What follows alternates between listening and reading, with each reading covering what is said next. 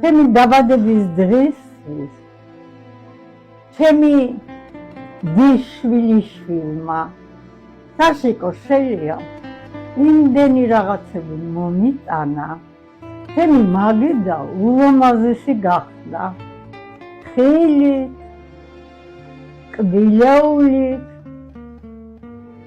და დრო გადიოდა და ისინი მიზიდავდა ფოთლების ფერი, ყვახის ფერი, ვაშლები. ვიფიქრე დამეხატა, მაგრამ თუნდაც რო ხედავ შემეშინდა, რომ ჩემი სული არ შემკთალიყო. მაგრამ დავიწყე ხატა თურმე ადამიანი საოცრებაა, მას რაღაცა მოინდება და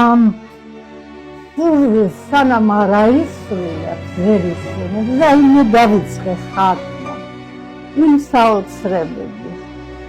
პორტოხალი რო ყვება, ვაშლი რო ყვება და ის მცენა და ყვახი რომ მათთან ერთად